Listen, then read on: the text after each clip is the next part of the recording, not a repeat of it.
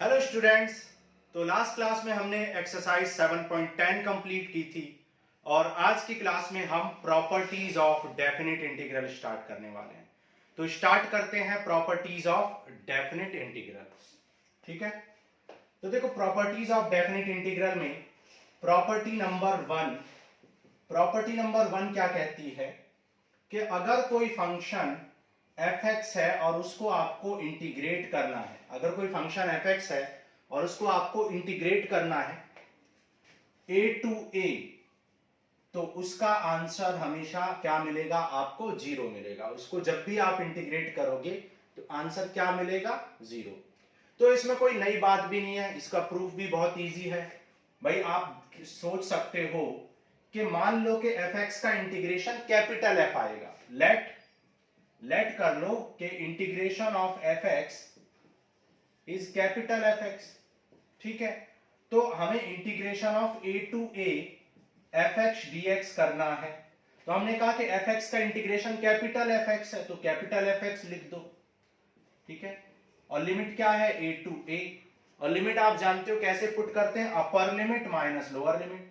तो upper limit minus lower limit. अब ये इससे हो गया कैंसिल, तो क्या आ गया? जीरो आ गया। ठीक है, तो ये है proof of property number one. ठीक है, देखो एक बात और, यहां पर कोई सीक्वेंस नहीं होता है। हम किसी भी प्रॉपर्टी को वन कह सकते हैं, किसी को कोई टू कहेगा, किसी को हम वन कह रहे हैं। ठीक है, तो ऐसा कोई सीक्वेंस नहीं है। चलो प्रॉपर्टी नंबर टू। ठीक है, प्रूफ समझ में आ गया आपको? अब देखो प्रॉपर्टी नंबर टू कहती है कि अगर कोई फंक्शन है जिसे ए टू बी इंटीग्रेट करना है, और वो फंक्शन क्या है? F x. एफ एक्स को ए टू बी इंटीग्रेट करना है, और एक अनदर फंक्शन है एफ टी डी टी, और उसको भी ए टू बी इंटीग्रेट करना है। तो दोनों की वैल्यू क्या आती है? इक्वल आती है। दोनों की वैल्यू हमेशा क्या आती है? इक्वल आती है, चाहे फंक्शन एक्स के टर्म्स में हो चाहे टी के टर्म्स में हो। अगर लिमिट सेम है तो एफ एक्स और एफ टी का इंटीग्रेशन सेम आएगा। एग्जाम्पल के थ्रू भी समझ सकते हैं या प्रूफ भी कर सकते हैं, कोई बड़ी बात नहीं है। मान लो हम एलएचएस को लेते हैं, ये हमारी प्रॉपर्टी नंबर हमने वन प्रूफ की। ठीक है, और ये हमारा आरएचएस आ गया। अब देखो प्रॉपर्टी नंबर टू का प्रूफ देख लेते हैं। भाई ए टू बी कोई फंक्शन है और इसको इंटीग्रेट करना है आपको। ठीक है, तो आप फिर से आप लेट कर लो, let the integration of small F x is capital F X. तो स्मॉल एफ एक्स का इंटीग्रेशन क्या हो जाएगा? Capital F x. ठीक है, और लिमिट क्या हो जाएगी? अपर लिमिट यानी x की वैल्यू b और माइनस लोअर लिमिट। तो ये आ गई LHS की वैल्यू। सिमिलरली जब RHS की वैल्यू निकालोगे तो क्या है? a टू b, और ये क्या है? F T D T. जब एफ एक्स का इंटीग्रेशन कैपिटल एफ एक्स था तो एफ टी का इंटीग्रेशन क्या होगा? कैपिटल एफ टी होगा। और लिमिट पुट कर लेंगे ए टू बी, तो upper limit minus lower limit. ठीक है, तो आप देख सकते हो LHS इज इक्वल टू क्या आ चुका है? RHS आ चुका है। ऐसे प्रूफ कर सकते हैं, और भी कई तरीके से प्रूफ कर सकते हैं, एग्जाम्पल के थ्रू भी कर सकते हैं। देखो एक और तरीके से मैं करके बता देता हूं। आप क्या करो, ए टू बी आपके पास फंक्शन है, आप पुट कर दो, put x equal to t, x equal to t put कर दो, तो यहाँ पे ये क्या आ जाए? F t. और यहाँ पे डिफरेंशिएट करोगे तो dx upon dt equal to 1, so dx equal to dt आ जाएगा। तो आप fx को, आपने x को t पुट कर दिया तो ft बन गया, dx को dt पुट कर लो। अब लिमिट चेंज करेंगे। लिमिट जब आप चेंज करोगे when x equal to b, मतलब जब x की वैल्यू b है, लिमिट b है, तो t की वैल्यू भी b आएगी क्योंकि t और x इक्वल है। और जब x की वैल्यू आप a लोगे तो t की वैल्यू भी a आएगी क्योंकि x और t इक्वल है, तो लिमिट सेम ही रहेगी। तो आप देख सकते हो ये आ गया आपका RHS। तो आप ऐसे भी सोच सकते हो। ठीक है, आप कोई भी एक एग्जांपल ले लो, आप sin x को इंटीग्रेट करो और sin t को करो, और लिमिट दोनों में a टू b लेना या कोई भी सेम लेना, तो आपको LHS और RHS इक्वल ही मिलेगा, आपको आंसर इक्वल मिलेगा। तो कुछ खास इसमें बात नहीं है, लेकिन आपको ये जरूरी है समझना। प्रॉपर्टी नंबर देखो 3 समझते हैं। ओके, चलो प्रॉपर्टी नंबर 3। अब देखो प्रॉपर्टी नंबर 3 क्या कहती है कि अगर कोई फंक्शन है और उसको, मान लो अगर कोई फंक्शन है और उसको ए टू सी इंटीग्रेट करना है, ए टू सी इंटीग्रेट करना है फंक्शन को। ठीक है, तो उस फंक्शन को अगर आप a टू b इंटीग्रेट करें and then plus b to c integrate करें, तो ऐसा करने से LHS और RHS की वैल्यू इक्वल होती है। मतलब अगर किसी फंक्शन को a से c तक इंटीग्रेट करना है तो आप ऐसा कर सकते हैं कि उसे पहले a से b तक इंटीग्रेट कर लें, फिर b से c तक इंटीग्रेट कर लें और दोनों को ऐड कर दें तो आंसर सेम ही आएगा, but where b belongs to a to c, b जो है a और c के बीच में कहीं लाई करना चाहिए। ठीक है, b जो है वो a और c के बीच में कहीं होना चाहिए, तो ऐसा हो जाएगा। समझ आ रहा है? ठीक है, तो ये थी प्रॉपर्टी नंबर 3। आप इसे प्रूव भी कर सकते हो, कोई भी एक लिमिट ले लो a टू c और कर लो। ठीक है, आप ऐसे भी कर सकते हो जैसे हमने किया है, ये देखो ऐसे करके दिखा देते हैं, 1 मिनट रुको। ठीक है, देखो प्रॉपर्टी नंबर 3 का प्रूफ भी देख लेते हैं। ठीक है, तो बहुत इजी है इनका प्रूफ। आपको जब आप एक बार समझ जाओगे तो आपको प्रूफ भी बहुत अच्छे से आ जाएगा, तो प्रूफ आने से और ही कॉन्फिडेंस आएगा कि हाँ आपको आती हैं चीजें। देखो आप राइट हैंड साइड को लेके चलो, ठीक है, RHS को लेके चलो। RHS में क्या है, a to b fx dx plus b to c fx dx। अब आप क्या करो, आपने लेट किया हुआ ये, ठीक है, आपने ऑलरेडी लेट किया हुआ कि fx का इंटीग्रेशन क्या है, कैपिटल fx, सही आपने लेट कर रखा है कि fx का इंटीग्रेशन कैपिटल fx है। तो इस स्मॉल fx का इंटीग्रेशन हो जाएगा कैपिटल fx और लिमिट क्या है a to b, small fx का हो जाएगा कैपिटल fx और लिमिट क्या है b टू c। तो यहाँ पे अपर लिमिट माइनस लोअर लिमिट लगा देंगे, यानी fb माइनस fa लगा देंगे, और यहां पर अपर लिमिट यानी fc और माइनस लोअर लिमिट यानी fb लगा देंगे। ठीक है, तो fb से fb हो जाएगा कैंसिल, तो फाइनली क्या बचेगा, fc माइनस fa। ठीक है, ये आपने LHS को सॉल्व किया, अब RHS को आप सॉल्व कर सकते हो। Right hand side, right hand side में क्या a टू c है, fx को इंटीग्रेट करना है, तो fx का इंटीग्रेशन आपने कैपिटल fx लेट किया हुआ है, तो कैपिटल fx और ये हो जाएगा a टू c, तो ये हो जाएगा अपर लिमिट माइनस लोअर लिमिट। आप देख सकते हो LHS और RHS क्या आ गए हैं, इक्वल आ गए हैं। तो ऐसे आप इसको प्रूफ भी कर सकते हो, तो बहुत इजी है इसका प्रूफ, कोई टफ नहीं। ठीक है, तो ये थी आपकी प्रॉपर्टी नंबर 3। चलो अब आगे चलते हैं, नेक्स्ट प्रॉपर्टी पढ़ते हैं। देखो प्रॉपर्टी नंबर 4, प्रॉपर्टी नंबर 4 कहती है कि अगर कोई फंक्शन fx है और उसको a टू b इंटीग्रेट करना है, अगर कोई फंक्शन fx है और उसको a टू b इंटीग्रेट करना है, और एक दूसरा फंक्शन है, ठीक है, जिसको b टू a इंटीग्रेट करना है, तो दोनों की वैल्यू इक्वल नहीं आएगी, माइनस का इफेक्ट आ जाएगा। आप इसको ऐसे भी कह सकते हैं कि order of the limit change करने से माइनस का इफेक्ट क्रिएट हो जाता है। ठीक है, तो यहां a टू b को b टू a बनाने से नेगेटिव आ गया, प्रूफ कर सकते हो। देखो प्रूफ कर लेते हैं, LHS ले लो प्रॉपर्टी नंबर 4 में, LHS लेफ्ट हैंड साइड लेके चलो, क्या है a to b fx dx। आपने लेट किया ही हुआ है कि fx का इंटीग्रेशन क्या है, कैपिटल fx है। ठीक है, ये आपने लेट किया ही हुआ है, तो स्मॉल x का कैपिटल fx हो जाएगा integration limit a to b, तो ये हो जाएगा fb माइनस fa। ठीक है, अब राइट हैंड साइड देखो RHS क्या हो जाएगा, b to a small fx dx, तो fx का कैपिटल fx हो जाएगा लिमिट b टू a, तो हो जाएगा fa minus fb, minus common लो, माइनस कॉमन लोगे तो ये आ जाएगा fb माइनस fa, और आप देख सकते हो कि LHS की वैल्यू fb माइनस fa है, जबकि RHS की minus of fb minus fa है। ठीक है, तो यानी कि लेफ्ट और राइट साइड में माइनस का इफेक्ट आएगा। क्लियर? तो ये था आपका प्रॉपर्टी नंबर 4। अब आगे चलते हैं, देखो प्रॉपर्टी नंबर 5 करते हैं।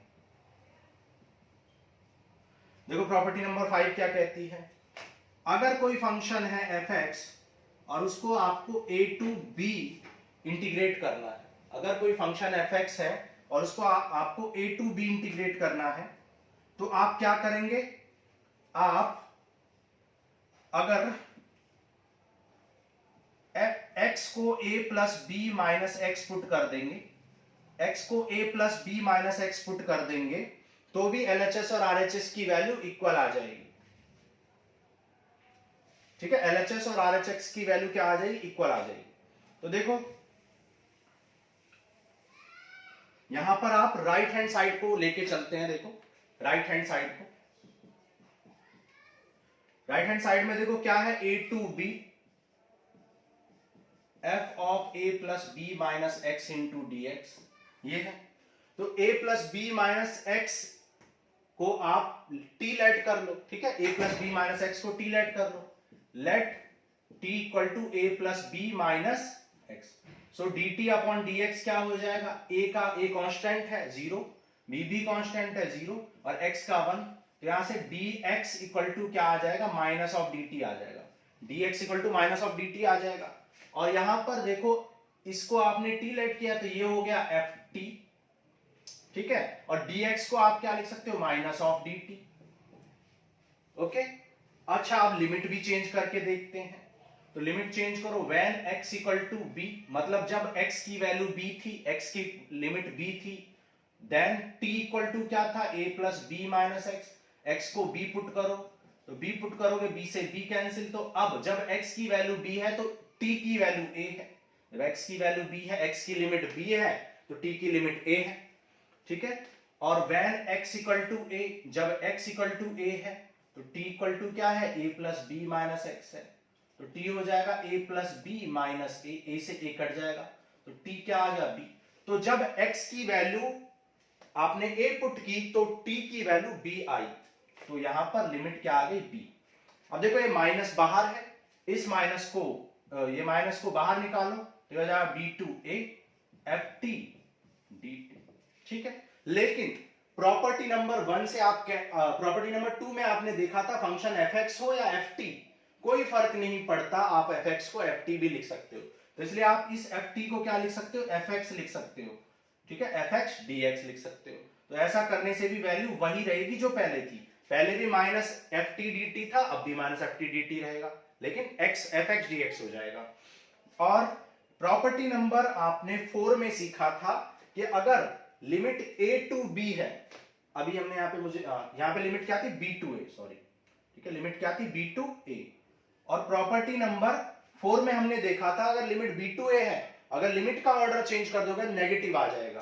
तो अगर आप b टू a को लिमिट a टू b कर दोगे तो ये पॉजिटिव हो जाएगा, क्योंकि नेगेटिव आ जाएगा एक लिमिट का ऑर्डर चेंज करने से, तो ये पॉजिटिव हो जाएगा।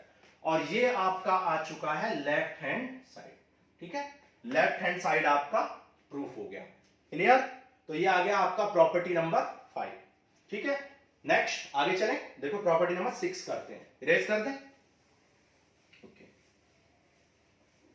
देखो प्रॉपर्टी नंबर 6 जो है प्रॉपर्टी नंबर 5 का ही एक पर्टिकुलर केस है, एक स्पेशल केस है।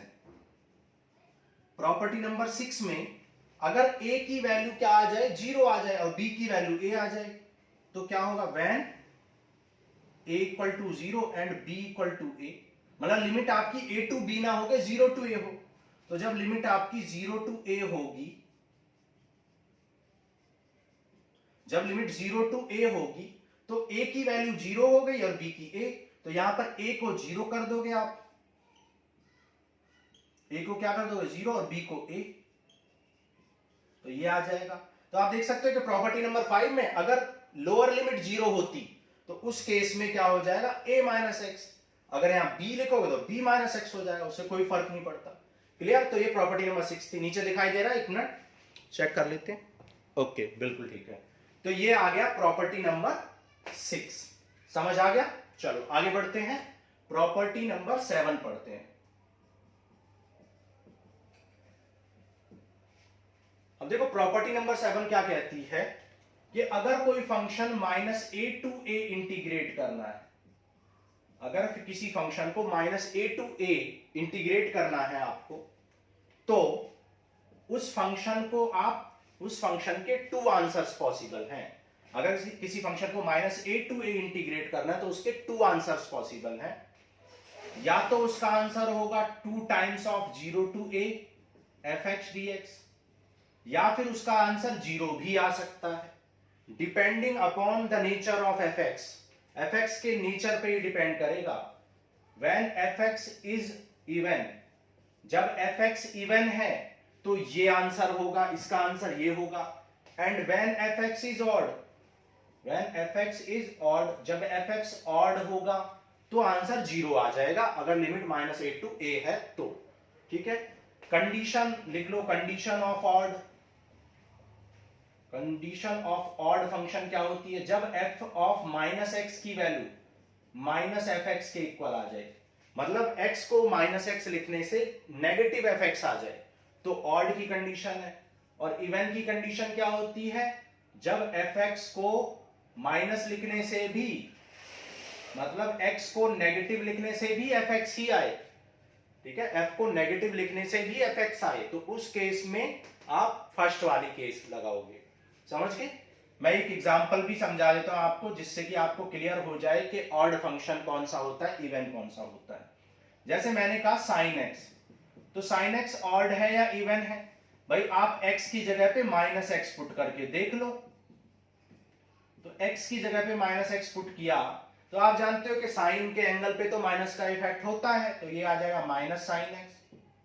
और sin x तो क्या था? fx था, तो f ऑफ -x किसके इक्वल आ गया? माइनस ऑफ fx के, जो कि कौन सी कंडीशन को फुलफिल कर रहा है? सेकंड को।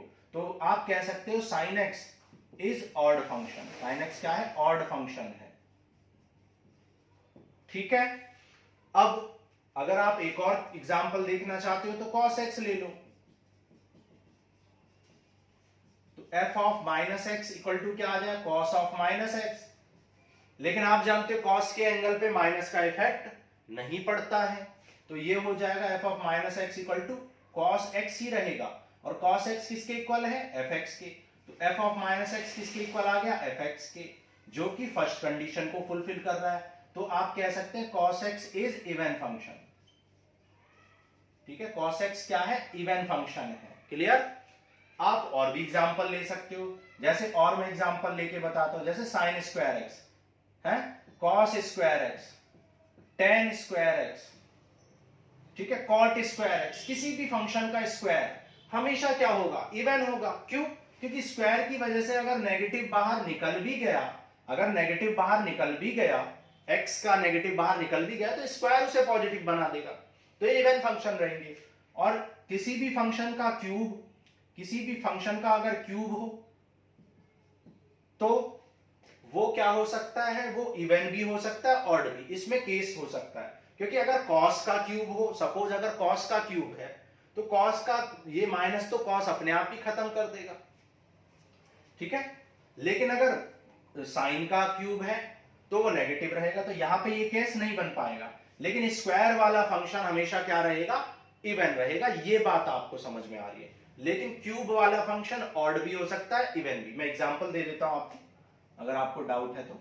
जैसे cos क्यूब x है, cos क्यूब x है, तो जब आप -x पुट करोगे तो cos ऑफ -x रखोगे, लेकिन cos का एंगल तो ऑलरेडी पॉजिटिव कर देगा इसको, तो क्यूब से वो पॉजिटिव ही रहेगा।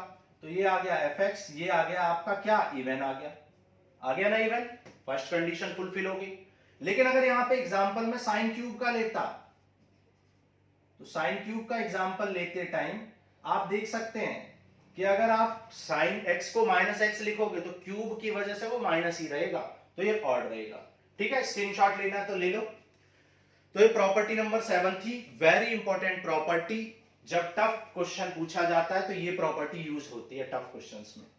चलो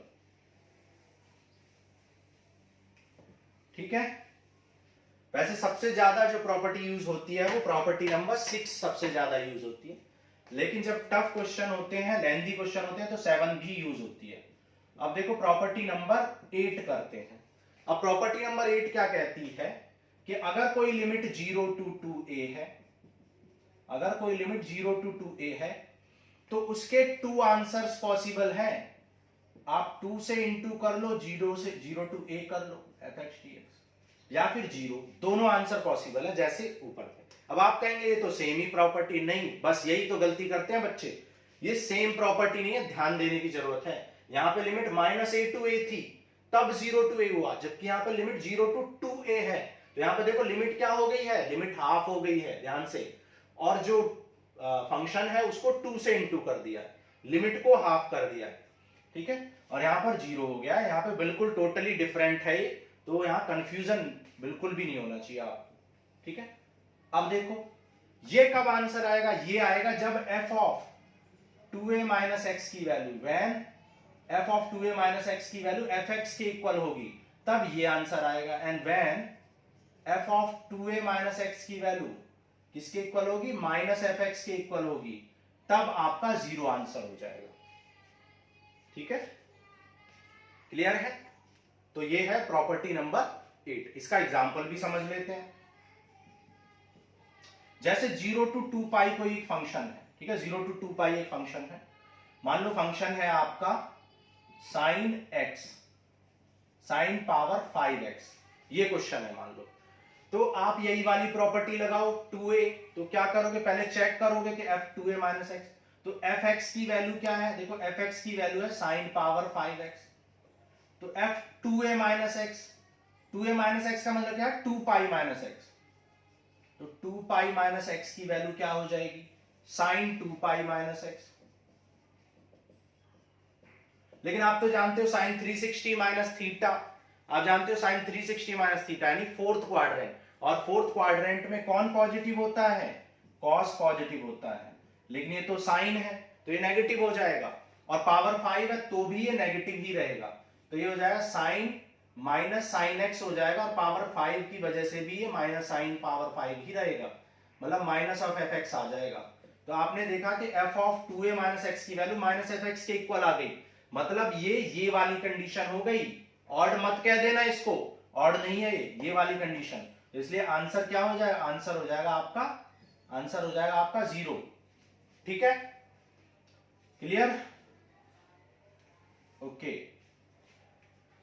अगर यहां पर साइन का जगह पर कॉस होता तो 360 माइनस थीटा फोर्थ क्वाड्रेंट में कॉस ASTC रूल से पॉजिटिव होता, तो ये पॉजिटिव हो जाता, और पॉजिटिव का केस हो जाता तो ये वाला केस होता, तो ये केस एप्लीकेबल होता, ठीक है। एक बात और मैं आपकी क्लियर कर दूं, जो सबसे ज्यादा डाउट बच्चों को होता है, वो ये सोचते हैं कि यहाँ पे 2 पाई ही जरूरी है। ये बिल्कुल गलत बात है, यहाँ 2 पाई होना जरूरी नहीं है, यहाँ पे पाई भी होता तब भी आप उसको 2a मान सकते हैं। जरूरी थोड़ा ना है कि यहाँ 2 पाई होगा तभी आप 2a कहेंगे, भाई पाई की वैल्यू, पाई भी तो 2a की वैल्यू हो सकती है, 2a की जगह पर पाई भी तो हो सकता है, तो ये ध्यान देने की जरूरत है। यहाँ पे बिल्कुल कंफ्यूज नहीं होना है, ये यूज करेंगे हम एक्सरसाइज में।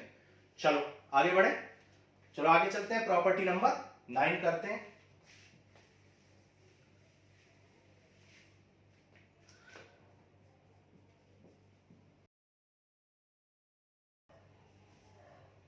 क्या कह रहा है कि अगर 0 टू 2a कोई फंक्शन है तो उसको आप लिख सकते हो 0 to a fx dx plus 0 to a f of 2a minus x dx, ठीक है।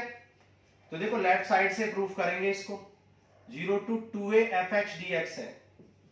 हमने पढ़ा था कि अगर a से c जाना है तो आप क्या कर सकते हो, पहले a से b जा सकते हो, तो मान लो 0 से पहले a जा रहे हैं, प्लस फिर a से 2a जा रहे हैं, ठीक है। अब देखो ये फर्स्ट टर्म तो आ गया, सेकंड टर्म और लेके आना है। अब सेकंड टर्म प्रूफ करने के लिए पुट करोगे, पुट x इक्वल टू क्या पुट कर दो, 2a माइनस टी पुट कर दो, x equal to 2a minus t put करो। तो जब x equal to 2a minus t put करोगे तो dx equal to minus d t हो जाएगा, क्योंकि 2a का तो 0 हो जाएगा, तो dx को क्या लिख दोगे, माइनस डी टी, ये तो एज इट इज रहेगा, dx को लिखोगे माइनस dt, और f x को क्या लिखोगे, f 2a minus T, f 2a minus T. तो जब 2a पुट करोगे t की वैल्यू, जब t की वैल्यू 2a पुट करोगे तो अपर लिमिट आ जाएगी 0, और जब t की वैल्यू आप a पुट करोगे, मतलब जब आप लोअर लिमिट पुट करोगे तो x की वैल्यू आ जाएगी a, x की वैल्यू a आ जाएगी। अब आपने देखा कि जब आप लिमिट का ऑर्डर चेंज करते हो तो क्या हो जाता है, नेगेटिव का इफेक्ट आ जाता है, नेगेटिव का इफेक्ट। तो इस a टू b को जब आप 0 टू a लिखोगे, a टू b को जब आप 0 टू a लिखोगे, ऑर्डर चेंज करोगे, तो यहां नेगेटिव आने की वजह से ये फिर से पॉजिटिव हो जाएगा, ठीक है। और आप जानते हो कि 2a माइनस टी को आप 2a माइनस एक्स टी, मतलब आप प्रॉपर्टी नंबर 2 में पढ़ चुके हो कि अगर लिमिट सेम है तो आप x वाले फंक्शन को t में लिख सकते हो, लिमिट सेम है। तो लिमिट तो सेम ही है, 0 टू a है, आप 2a माइनस एक्स भी लिख सकते हो इसको। तो ये क्या हो जाएगा, 0 to a f x d x, और ये हो जाएगा 0 to a f 2a minus x, ठीक है। नीचे दिखाई दे रहा है,